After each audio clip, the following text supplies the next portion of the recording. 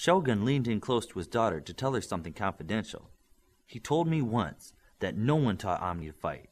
When the Omni power started to work its way into him, he just knew how to use his gifts. He became the perfect fighter without training. Then why couldn't Midas fight at all when he got here? He knew how to use his power. He understood building and science, and his power allowed him to see things in his mind. Your mother showed me what he has done for the Sentinels. Perfect engineering. The Omni power is working in him too. She kept what she was thinking to herself. After the other 3 teams arrived and even more people were walking around, she made her way back to the Pringles. After more small talk, she offered to walk Super Alex around. The superheroes in attendance looked favorably on the little boy in armor with a red cape. She walked the little boy through the superheroes and over to his brother. "How old are you, Alex?" she asked. "I'll be 9 in January," Alex said. "How old are you?" "I'm 4 years and 4 months older than you. How old is that?" 13 years old. That was an easy question. I'm good at math." "Your brother says you're a good fighter. He says you put an arm lock on him that was very good. Where did you learn to do that? TV? Mom won't let me watch stuff like that on TV. Do you do any sports?" "I can't. My dad says I might hurt someone." "Well, where did you learn that from?" "I don't know. Can you fight?" Alex asked. "I sure can." "In a dress with pink hair? Don't you like my pink hair?" "It's nice. It just doesn't look like fighter hair." "Come outside. I'll show you." She led the little boy out the front door of the hotel. On walking out, she turned invisible and rose into the air. "Where did you go?" Alex asked.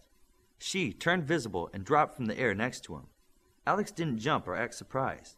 He faced her head on and smiled. She looked for a sign of surprise or fear in the boy. There was none. "Are we going to play superhero?" Alex asked.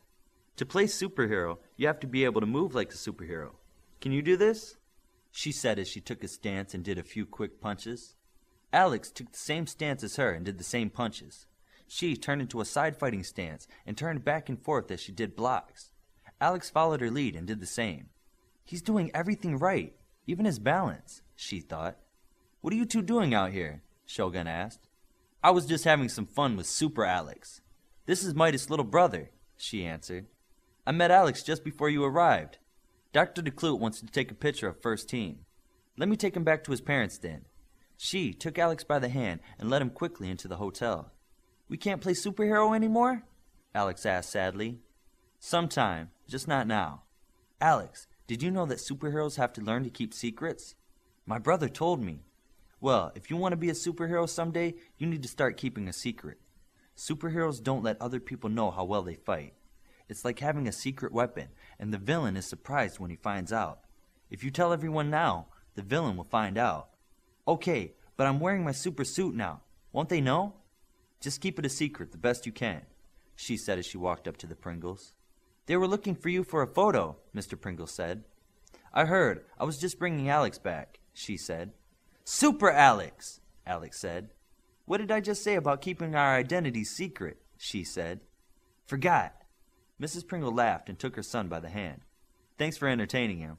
"My pleasure," she said as she left to find her team. Dr. DeClute was directing the members of First Team to stand against the wall as she joined them. "Where's Coach Connors?" "I'm right here," Connors said. "Stand by your team. This can be their picture." "Nonsense, you found them. You stand with them." "No, just take their picture," Connors said and stood his ground. "I'm not taking a picture unless you're in it, and I'll make everyone wait until you get in the picture," Dr. DeClute said in a stern manner. "Stubborn woman," Connors thought as he stood beside his team. "And after keeping me in the dark for weeks, I expect to smile." Connors and First Team smiled as Dr. DeClute took her picture. After the picture, the outfits started to move from their places. "Wait," Mr. McFarland said. "Take a few more pictures. One of them might just end up in the HU headquarters. I already have a place picked out in the History Hall." First Team stopped and looked around at each other. Connors felt like a third wheel that was trying to detach himself from the ride. "Isn't that a little early?" Connors asked.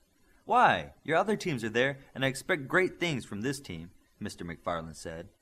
After First Team had posed for many more pictures, they dispersed back into the crowd.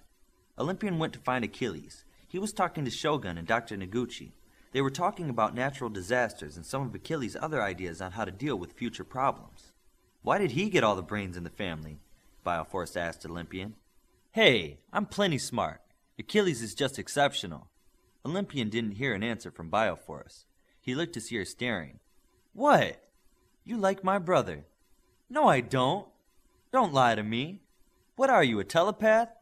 Why are you here asking me about my brother when there are 50 people here that want to talk to you? I didn't ask you any questions, Bioforce said. Yes, you did. Not about your brother, just why you're the dumb one. Stop it, you two. No making a spectacle of yourselves tonight, Virtuoso thought to both of them. Olympian turned to walk away from Bioforce as he said, You are so in love with my brother. Jerk, was all Bioforce said. Most of the superheroes in attendance had already greeted Midas, and now he was going around the room saying hello to his peers. The members of the other teams were excited to know there was an Omni on campus. Midas told one after another that he didn't know he was an Omni until during vacation. There is the architect himself, Glimmer said with her French accent. Hello, Midas said. Congratulations on your win and on being an Omni, Glimmer said as she extended a hand. You're not going to hurt my hand again, Midas said as he slowly shook. The beautiful girl in front of him laughed at his joke. He didn't think it was that funny. She bent her wrist funny, like in the movies. Maybe because we're at a formal event, and she's French, he thought. Have you had a chance to meet the Paris team? She asked. I don't think so, he answered. Then let me introduce you, Glimmer said as she took Midas by the hand and led him through the crowd. Glimmer introduced him to each member of the Paris team. All of them knew her well and spoke of her fondly. The brain on the team even talked of how he trained her in computer hacking skills. Midas was intrigued, and it sounded like she was almost raised by the team, much like she was raised in the Tokyo Hall. Then he met Glimmer's father, Mr. Dumont, the old leader of the Paris team. He was tall with gray hair and an athletic build. Glimmer stated that he was now an HU administrator that oversaw the Paris Hall. My daughter tells me that you are the one who copied her dorm room from a room at the Hotel Maurice. I haven't seen it yet, but she tells me you did it more than justice, Mr. Dumont said. Thank you. I tried to make all the rooms nice, Midas said back. She also told me that you have the same room for yourself, and why you decided on such a room. So at the end of the day you would have a beautiful place to retire to. Well, it's just, Midas stammered and felt embarrassed. Don't be embarrassed. Wanting something beautiful is something we French understand. Look at me, Mr. Dumont said as he stood straight. I've fought wars and led an alpha team, and I want nothing more than to go home to a beautiful place. It's in our art, our food, our architecture, our cities. You should see Paris someday. It's the most beautiful city in the world. You above all should never let anyone make you feel embarrassed about appreciating beauty. Why me above all? Someday you will build more than just dorms. Someday you will build entire cities. Some may not even be here on this planet.